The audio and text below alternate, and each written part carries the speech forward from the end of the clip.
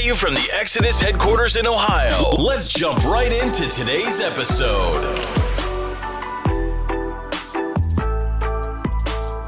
Alrighty, we got another episode with Jeff Sturgis here in the headquarters of Whitetail Habitat Solutions, and a topic that you cover every year, annually. And actually, when I was in college, I wrote for a website, and I remember linking that video on Wide Open Spaces back in the day, and I know I got some traffic on it. I remember that too, and I appreciate it. Yeah, you bet. So, because I remember specifically sitting in class, working on that stuff, and I was scouring YouTube, and the title got me. I clicked it. It was that time. So, 3 or 4 years later, we're going to be covering the 2019 Rut Forecast, and this is one of my favorite videos you do every year. And I understand the information doesn't always change, but it's good to have it reiterated every single year. And if you're not familiar with the Rut Forecast, you're going to know all about it after the end of this episode. Right. And like you said, some of the information doesn't change, but in my videos I've been trying to change it, hunting guide, tools of the rut, and then also the hunting formula too, going along with it. So I try to put a little different spin in. I already have my spin for 2020 in my notes. So I actually have several hundred blog and article titles, YouTube titles in my notes. So, but that's one of them for 2020. I already have that picked out. So. Perfect. So, we can just dive right into it on kind of let's break down. Let's give you it's kind of like before sports season, like the power rankings. So we're going to go through and do what is your 2019 Rut prediction, and what can people expect for 2019? And I guess we could kind of spoil it right off the bat. It's like if you're predicting the NFL playoffs, it'd almost be like you look at the playoffs, and every year these teams are in it. You know before it comes, and you just predict it, and it's the same every year. How boring is that? But that is the rut. That is the annual 2019 Whitetail Rut Forecast. Now, there's such a complexity for how you hunt that, how you spend your time wisely. But really, the timing of the rut takes place at the same time every single year in your area. The weather, the moon, has no influence over the actual timing of the breeding window. And there's been many studies to show that all across the board. And I remember John Azoga set me straight. He's a deer research biologist. He's retired from the state of Michigan now for at least 12, 15 years. And they had ultrasounded hundreds, if not a couple thousand does over a couple decades. And they found by ultrasounding those does and finding when the date of conception based on the embryo size, that they could actually look back and say this was the date of the conception within a day. And they found out over a 25-year period, 30-year, 20 years, a long time, and that there was no influence on the timing of the rut by any factor at all. It was the same. And so let's say I think the date might have been the 13th, and that 80% of the deer were bred within a week on either side of that in the UP, where a rut is more defined. The further south you go, you can have deer that breed. And, up there, if the fawns are born early, they die. If they're born late, they die. But the bottom line is they could compare that to moon phases, bad weather years, good weather years. And the timing was not influenced at all. And that's only one study. That was back in, he set me straight, I think that was 99, 2000, somewhere around there. And so if you take that knowledge and that experience and you apply it to this year's rut, and you apply it to every year's rut, and you mix in the complexity of non-core bucks that don't live on your land, bucks that do live on your land, it helps to explain a lot what you're seeing in the woods every year.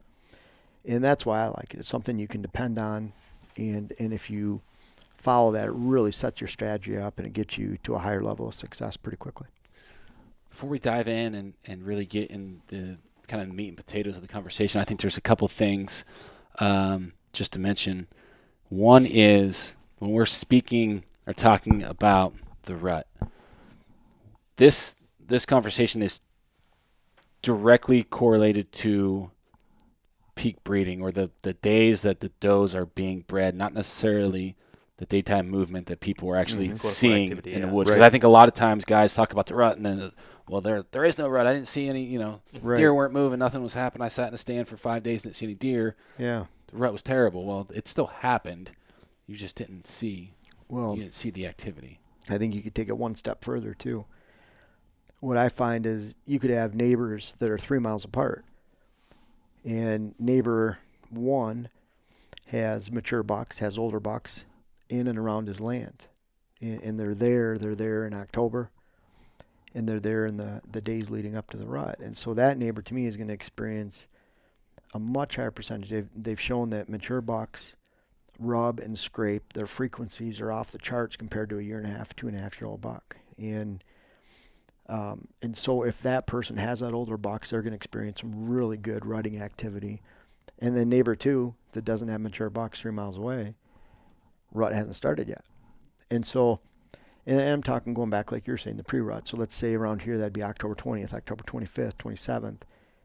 So this neighbor 2 over here is waiting for the rut to begin, where it has already started, but he just doesn't have the mature bucks. He's going to have to wait for those mature bucks to come over from someone else's land into the peak rut. And so to me, just a couple miles apart, you can see such a variance, and I think it all boils back to the presence of mature bucks or not, and that initial rutting sign during the pre-rut. Yep. Good stuff. What was the peak days for that study? Do you remember?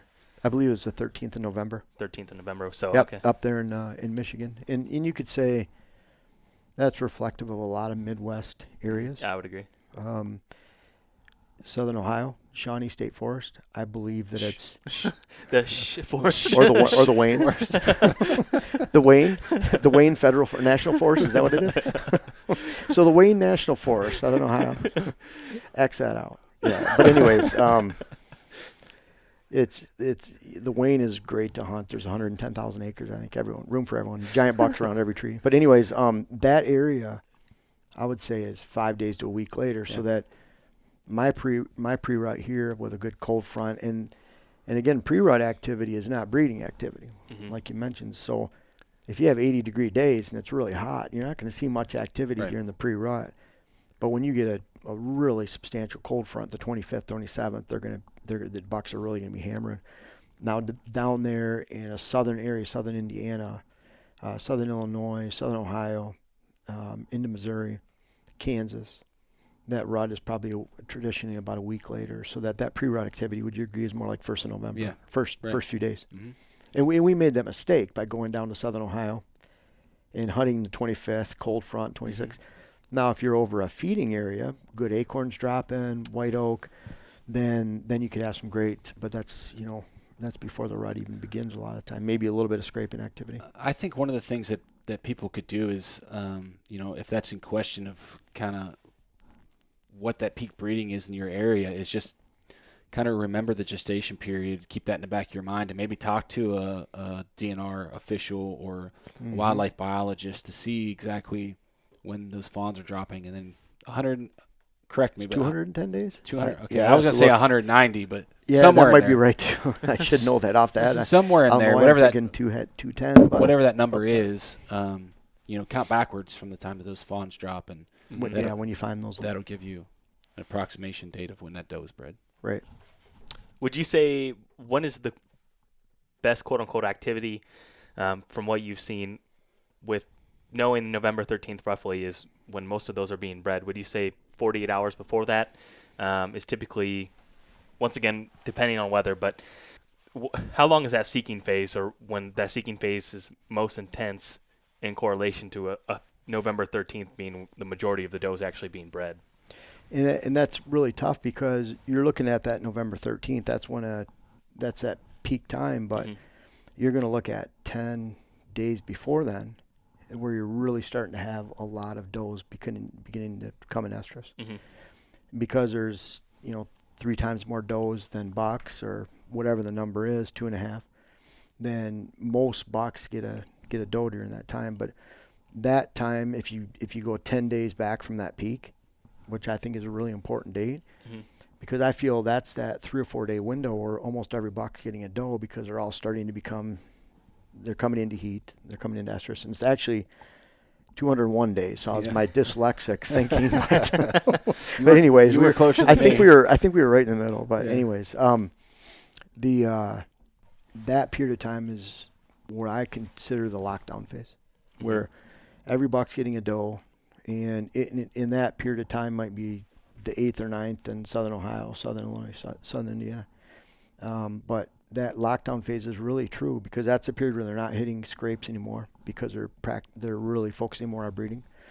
And so that to me is a really important window if you just go back about 10 days. Now you can throw that all out the window when you go down south, Georgia, Alabama, Florida, where they have the extended rut. Again, those fawns can be born in July or August, and they're still going to be viable fawns going through hunting season, make it unless predators get them. So we're a little bit tighter up here in, the north half of the whitetail states. It's where you need to be if you're chasing whitetails. I don't know. That's the way I look at it, but I don't know. There's some, there's a good chance I'll be going down to Louisiana soon, and there's some really nice bucks there. I've been into portions of Alabama that have big bucks. And even if you count Arkansas in there, I've seen some real giants there. They're trying to keep it a secret. Yeah, well, secret's out, I guess. But no, most people just want to travel, 4 states away to hunt. And that's what kind of boils down to do. Yeah, that makes sense. I don't know if we want to dive into it yet, but I know now that we kind of nailed down some of the rough time of when the does are actually getting bred, what correlation is there of bucks in the core areas and non-core areas? I know that's a topic that you've touched a ton. Yeah, I love that. Do you want to dive into that right now, hold on to that later, or are there any more components of 2019 rut predictions you want to throw in? I think it's important. The bucks that are core bucks, they're in and around your property during shooting hours. Those are those bucks that are really important to target at any time. You don't even wait to the rut. If you're waiting until November 7th on a core buck, you just missed probably 2 weeks of incredible hunting on that buck, and now you're in a position where is he on your land or on your neighbor's land? And so you just lost an opportunity to hunt that buck if you're waiting until that period of time. I love core bucks. You can hunt them anytime and often. I have a core buck next year, the split brow buck, and I can't wait to hunt him. He's in there end of September, early October. And he'll be a really good target buck at that time. And he'll be in and around often. I'm hoping I can run into him, and that'd be fun. But he's also a buck that during the peak rut, maybe somewhere else. But now that core buck, he has doe somewhere else. He's someone else's core buck, that non-core. He's someone else's core buck, meaning he's living mile away, half mile away, mile and a half, whatever it is. Over the previous 2 or 3 years, we'll get pictures of a buck like that. And we'll get 10 pictures. We know he's there. This one right here was a non-core buck. He gave us 12 pictures over a 3-year period, and then went in and hunted him after a major cold front on November 6th, and he walked right by the stand. And he told me he would be there. Figure you have about a 10-day, 2-week period that he might be there. And if you go back to the weather, which we'll talk about in a little bit, then if I'm looking at the weather on a 9-core buck, you have to keep in mind he's going to come over from a mile and a quarter away, mile and a half. He's coming a mile, whatever it is. He's not going to come over when it's 80 degrees and 35 mile an hour winds, when it's a high stress weather period. He's going to come over when it's comfortable cruising conditions, when it's cool. He can travel long range, not get too tired out. And that's why a lot of times you're going into a stand like that and you're hunting a specific target, non-core buck, and he's told you he's going to be there for 3 years. And then when you narrow it down out of those 10 to 14 days, the best weather days, there's probably 3 days, 4 days most. And so he's told you, I'm going to be here these 3-4 days. He's told you that for years in advance. You just have to listen. And you have to go find those funnels he's going to go on. And he's going to come through. Lo and behold, you go in there and shoot him. And it seems like a needle in a haystack, but it's not. Again, he's told you for years. You've identified that peak rut time. You're right in that window. So that's why I'm looking at peak rut as November 13th, and they're getting bred at that time. Boy, there's a lot of rutting activity November 7th, November 8th. And after they breed that first or second doe, it's starting to get competitive. And so let's say that's starting early November. That older buck finds a doe. He breeds another one 4 or 5 days later, and then all of a sudden his next doe becomes pretty tough. And that's when he starts ranging out. So you're looking at that time period almost – like we talk a lot about historical trail camera data or annual trail camera data on specific deer, like year over year over year. So you're almost identifying with that data correlated around the rut like a 10-day window where that's happening every year. Right. Every year. Yes. And then pinpointing the weather days to go in and kill that deer. Yes. So then it literally narrows it down to 3 or 4 days. Right.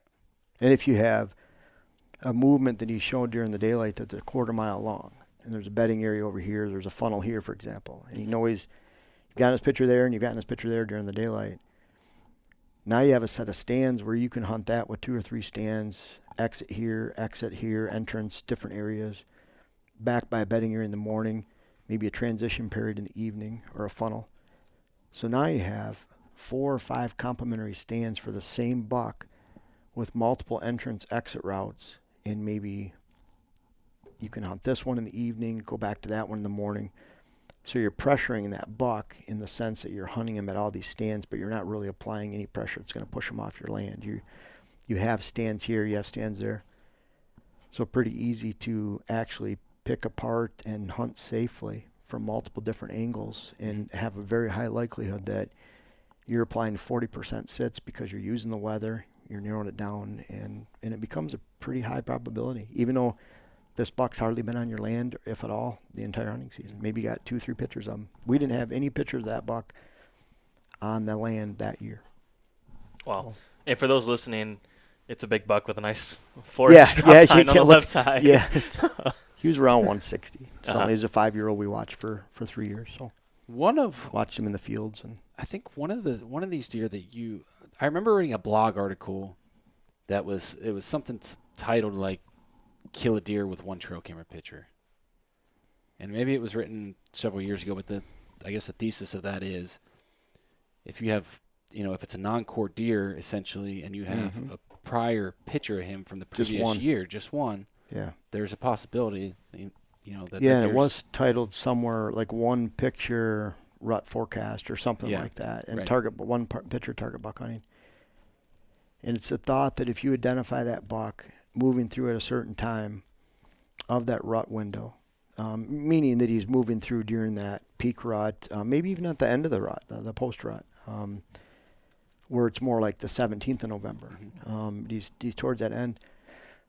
Then if you have that picture and you know he's alive, meaning summer scouting, like that buck that I'm referring to and pointing to, that buck was around, we watched him all summer. That one we didn't have any pictures of him other than a few the years before. But that was one that, we had that narrow window to go in on, and it was pretty easy to narrow it down to where he'd be. Making it pretty easy, it seems. It's not as easy as that, but it's kind of like, it's high probability. I mean, that was a one sit buck, one sit for that buck right there. That was one sit for that buck right there on November 10th. That was one sit for the buck right next to you. Those are all one sit. That was one sit right up here. So that was one sit, the buck right above you, behind you. This was, I think, second sit buck, archery.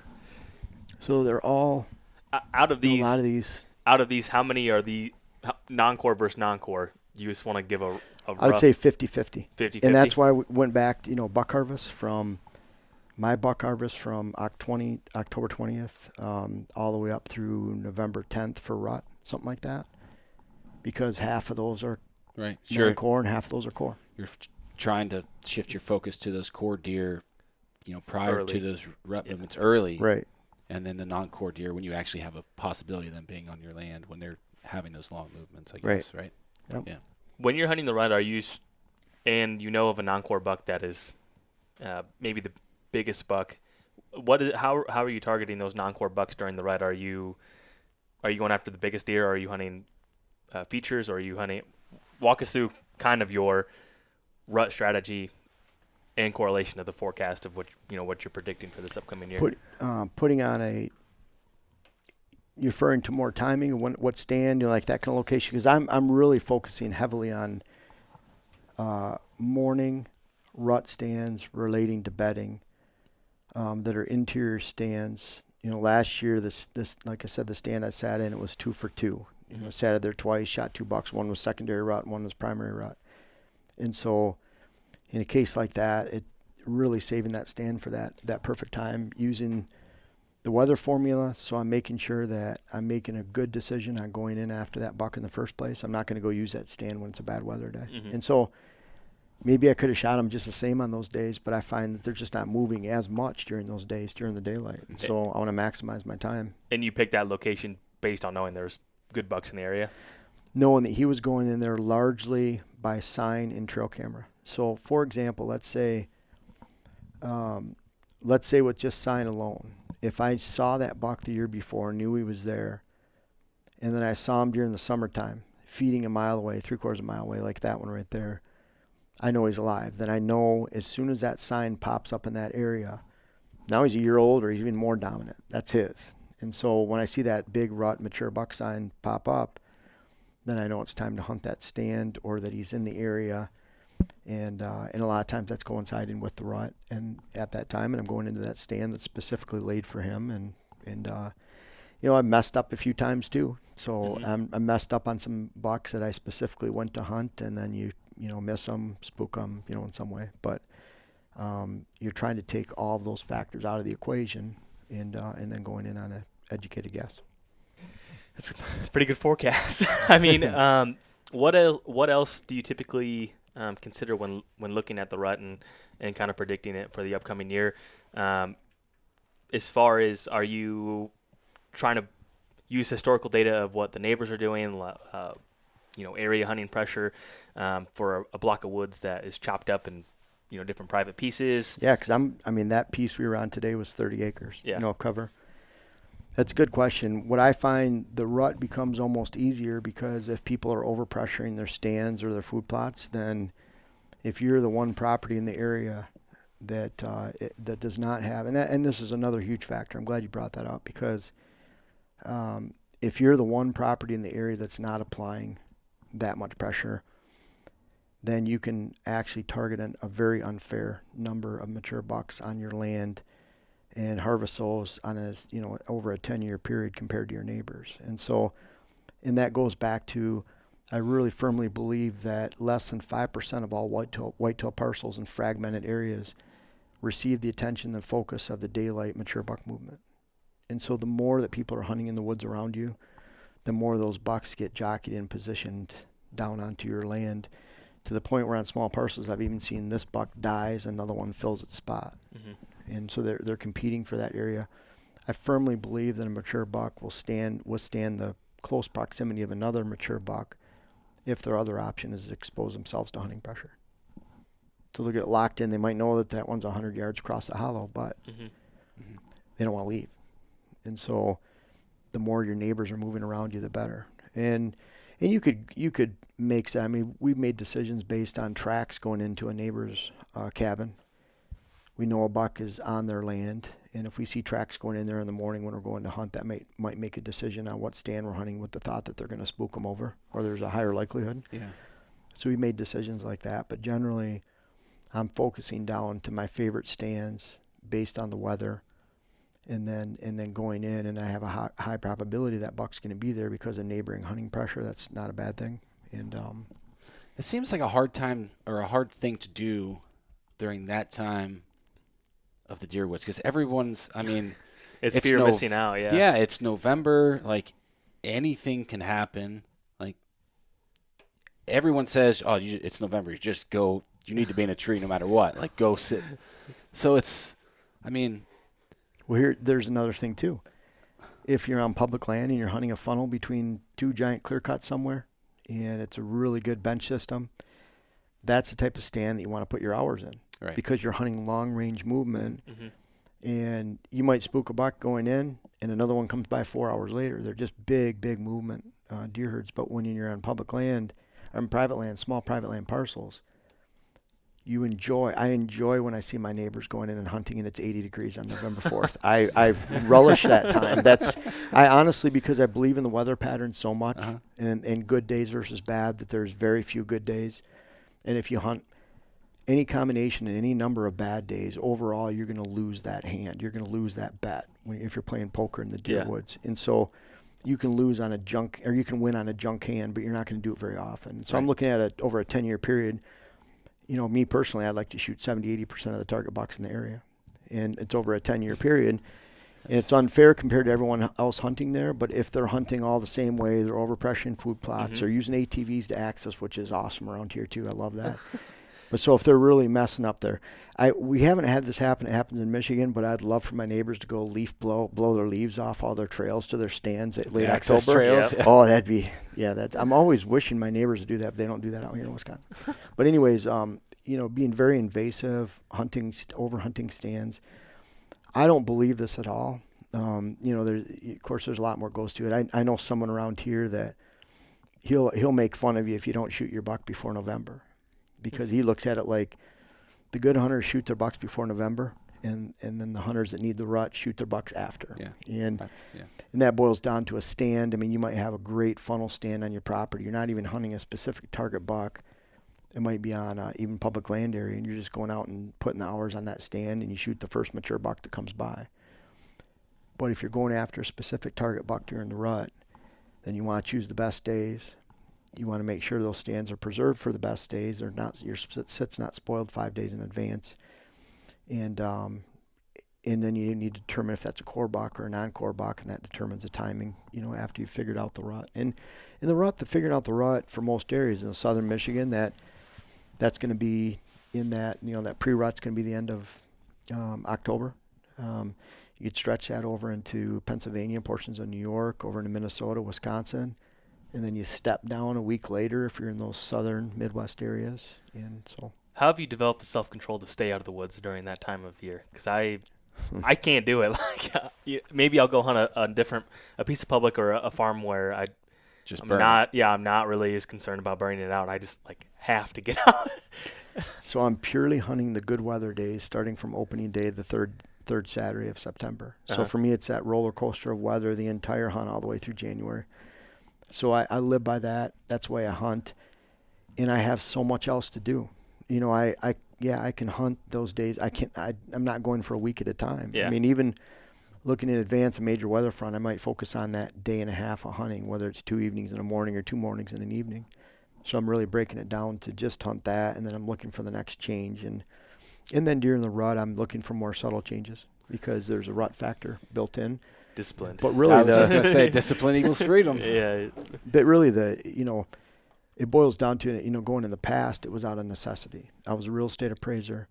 I couldn't be gone for more than 3 or 4 days where I just, if we took a week family, which we did, we'd take our week family vacation every year, and I'd turn in 30 appraisals on a Wednesday, and we're leaving on Thursday, and we're going to be gone, and by Monday, Tuesday, I'm in town 3 days in a row correcting appraisals, answering questions from banks.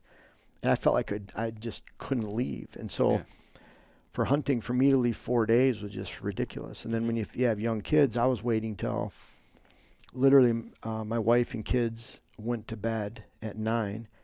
And then I'm leaving at 10 or 9:30, and I'm driving 7 hours to Wisconsin, sleeping in the truck for a half hour, and then I'm hunting. And then when I get done the last day, I'm driving all night, sleeping in various parking lots, and getting there in the morning to take the kids to daycare. And so I was maximizing my time that I could in the field, and I couldn't afford to go 7 hours and hunt an 80-degree weather pattern because and so it was more important, and that's what I try to tell people. And even looking at the rut, you're better off because if you put all your eggs in one basket and 1 week off, well, what if you have a drought and warm up during that time? I'd rather see someone, if you look at that peak rut in your area is the 10th. The traditional timing, I'd hunt the last weekend of October and then the first 2 weekends of November. And I'd try to take a long weekend. And if I could, I'd try to cheat it towards what was the best weather day, whether it was Friday or Monday. But bottom line, even if you just looked in advance and said, okay, I'm going to hunt, I don't know what the dates are, but if it was the last weekend in October, first 2 weekends in November, at least you'd spread your efforts out. You're not putting your eggs in. It's like planting 10,000 trees and you plant, 3,000, 3,000, 4,000 3 years in a row. That way you're less risk factor for drought. I didn't do that either. Yeah. Oh, I didn't either. I planted 9,000 in 2 years, 4,000, 5,000, and they all died almost. So with drought, but yeah, same. We watered ours, sorry, but that's cheating. Yeah, right. No, that's really good advice, honestly. Anything else that goes into your quote unquote prediction for the Rut forecast that we haven't covered here? that comes to mind right away? No, not other than just identifying those bucks. Try to put them in categories of non-core and core. Not that you can always do that. And that relates to a host of other factors, if you have actual food on your property or not, and if you have actual fall cover or not. Mm-hmm. If you don't, you're going to rely on core bucks or non-core bucks. If you have good fall cover and food, then you can hold and hunt core bucks, and you can plan on that. And then if you spook them off, then you're going to have to wait till the non-core buck time. But really looking at that window, being prepared for that pre-rut. That pre-rut, to me, is missed because a lot of people aren't planning for it. They're waiting until early November, where I'd rather have that buck on the ground by then, at least get an opportunity at the one I'm after. That makes sense. Real quick, can you cover what good fall cover is? I know that's a pretty big topic, but just a Cliff Note version of it so people can reference or at least start somewhere. It goes back to deer feed 5 times in a 24-hour period. So in their bedding areas, they have to have browse twice. Hardwood regeneration, woody shrub tips, acorns, briars, goldenrod, ragweed, various broadleafs. Those are quality browse components that they need during the daylight hours. So that's also a lot of high stem count cover so they can hide. And so if you can't imagine a buck slamming his velvet through during the summertime, it's probably good whitetail habitat for the fall. He wants open overstory shade in the fall, and that's why mature bucks often have a home range that's 3/4 mile different from summer to fall. And so if you don't have that high stem count cover, now switchgrass is great cover, but you want fields of switchgrass that actually surrounds pockets of early successional growth that has that browse component. We have no grass. Grass is not food. Switchgrass actually holds up. It's good cover.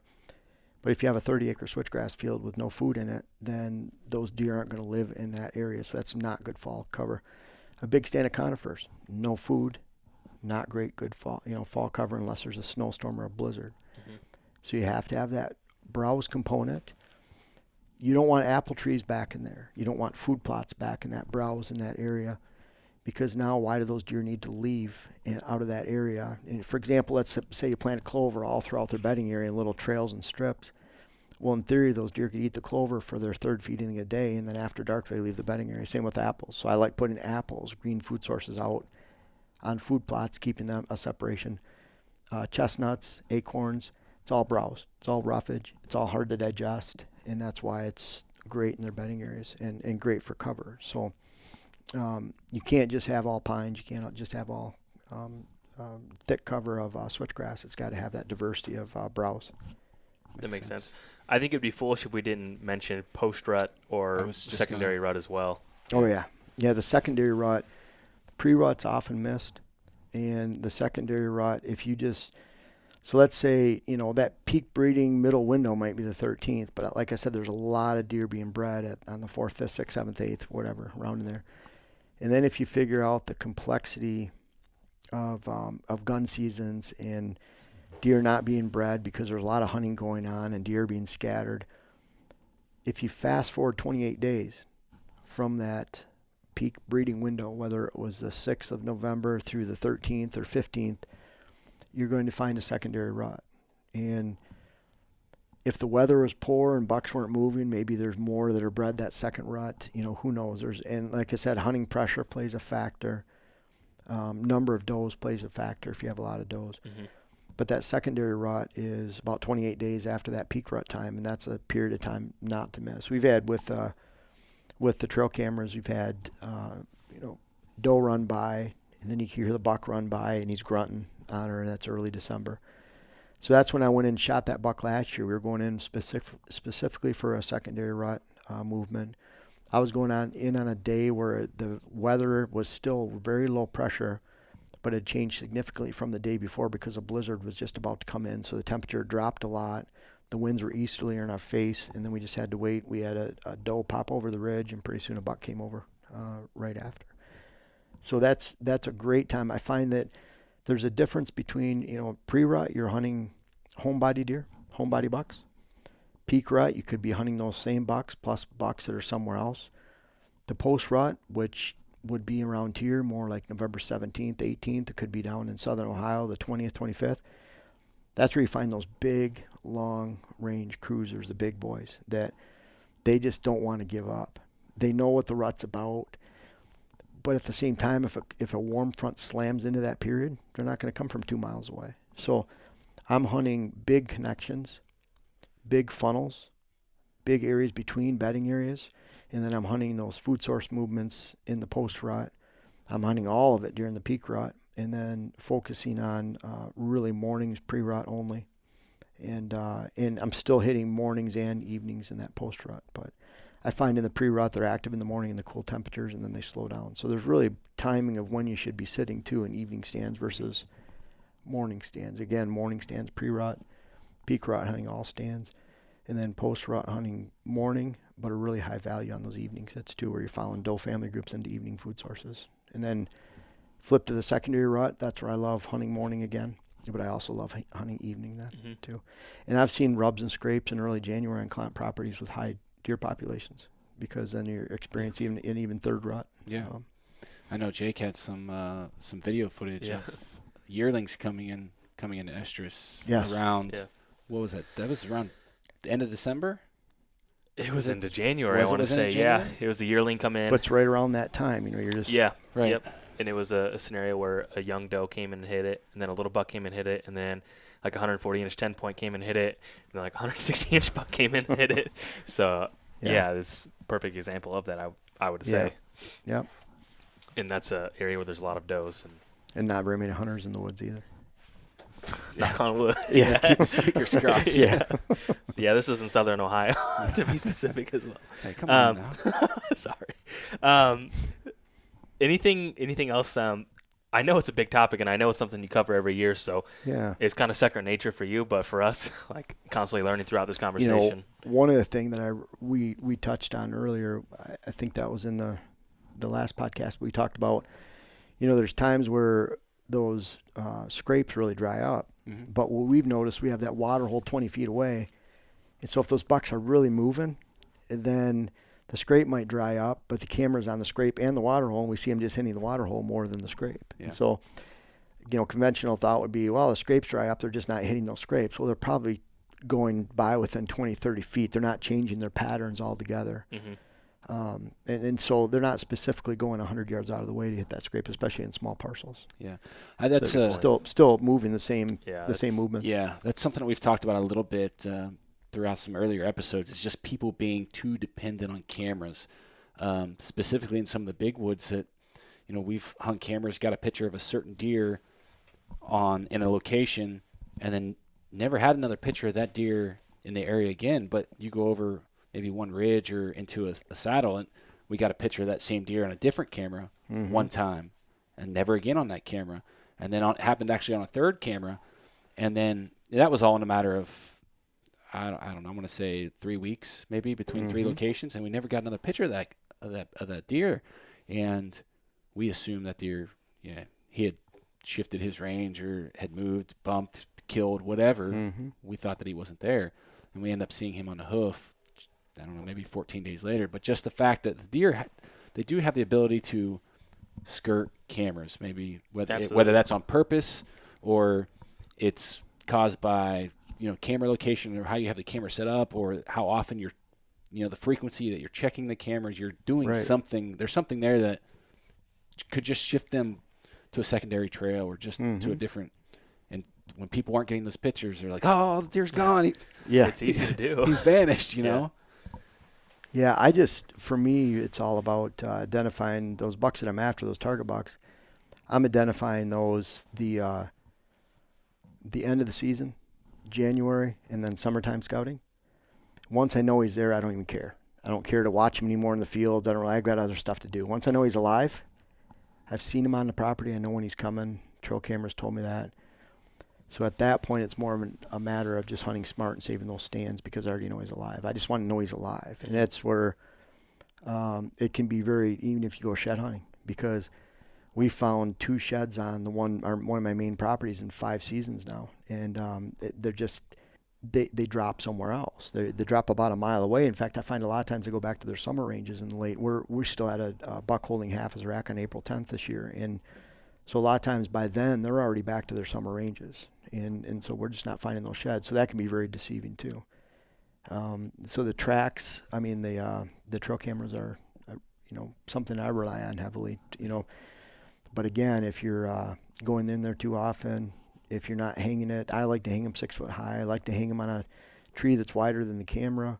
I like for the profile to be hidden some way, and I think if you follow those right there, and I also like to have that focus of that mock scrape or a water hole, because then that buck comes in, he's focusing on that, and he's not focusing on that camera. Yeah. Not to mention the low glow. Yeah. Low glow, no glow. Yep. So, like we did the cell phone camera setup today, like I said, I'm excited about that target buck this year, and I'm excited about that cell phone camera, because when that camera goes off and he's there on October 4th, and I know last year he hung around for a week during the daylight, then it's going to be pretty hard no matter what I'm doing. I just look at a decent weather day and go in there. Right. Sounds like you got a plan. Well, yeah, and that's that core buck, and that's what I'm talking about. Like those core bucks, just don't wait for the rut. That for the rut coming up this year in 2019 rut forecast, if you have a core buck, try to go in after him when you can during a cold front, well before the rut. I mean, that could be on October 7th, it could be October 21st, whatever it is. Don't wait, because there's a chance he'll be gone. And and everyone's hunting the same bucks. None of these bucks are actually ours, but it's hard not to be slightly greedy during hunting season. And now greedy meaning I like the game. I want to know he's there. I want to know I have a chance of hunting him. I really want to be able to put my effort and have that purpose go towards somewhere. It was awesome with Diane hunting 45 times last year. She sat a lot looking for bucks and having opportunities, and I probably looked at my phone 200 times sometimes when she's out there, because I'm, it's still the game. It's still I don't care if I'm out there shooting them. It's one of the boys, Diane. It's just fun. The whole forecasting the rut, figuring out if they're not in core bucks or core, knowing that he's alive, identifying if it should be a morning hunt in the pre-rut, more all day during the rut, primary rut, focusing on morning and with a high priority in the evening in the post, identifying those weather days during those periods, saving those stands till that sit. It's just a methodical approach, and then you could be successful with the 2019 rut. So that's, to me, where all that comes together, and it's a pattern for all, almost all these bucks. There's a few rifle on the wall, but all the bigger ones were bow, or most of the bigger. There's one in there that was this one right here that was a real nice gun buck, but he was up there, but most of the other ones bow. Very good stuff. So to spoil everything, it's the rut's at the same time every year. Yeah, we can get that over with. Yeah. Watch the weather. But there's so much more to do, and that's where I like having that rut forecast, because I like putting that material out. I want to help people, so that's why I love those comments on YouTube, and when I put that forecast out there, because then I get that feedback, and know that that thing just go out there. Yeah, battery must have. You go ahead and finish up your thought, and we'll wrap it up. But yeah, I like seeing that. Yeah, this worked for me. Hunting the weather. I love the comments, and if you just go through the comments of those older videos, it's pretty cool, because there's a lot of good stuff. A lot of people saying this has changed my hunt for the rest of my life. I started doing this 7-8 years ago when you gave these forecasts out, and it's changed my hunt, and so I love hearing that, because it does work, and that's. If it didn't, then I wouldn't use it. I wouldn't try to teach it to my clients, to my readers, viewers. It's something that I believe in, and it's been a lot of fun. It's something I've used since the early 90s. I think one real quick thing before we wrap up, just to validate this, if you're not if you're listening to this episode and you're questioning some of the things that we're talking about, most people save their trail camera pictures. I mean, if it's a specific deer, they're going back in, filing them, making data logs or whatnot. You have the ability to go back and reference weather, like go use Weather Underground, reference the weather on daylight movement on some of those pictures, and see how it correlates. See how the weather correlates. Yeah. We find that a huge percentage, I don't know if it's 80, 90% of our pictures are 55, 50 degrees and less. Yeah. And so that's one factor during daylight. So and then one of the things, if you're looking at timing with those pictures, make sure you're trying to identify that's a core buck or a non-core buck. Because those ones that are all around will be there early. That might suggest that the rut's happening earlier than someone else, but it's really you just have those core bucks. Right. Good stuff. Yeah. Once again, thank you. And yeah, thank you. Well, in all these episodes, we'll definitely have all your information in the description so people can track you down if Sure. they have any questions. Yeah, I appreciate it. Yeah. So once again, thanks. And I have no clue when this is going to go live, so so we'll see. It might be a few months from now. Right. Thanks, guys. Yeah, thank you.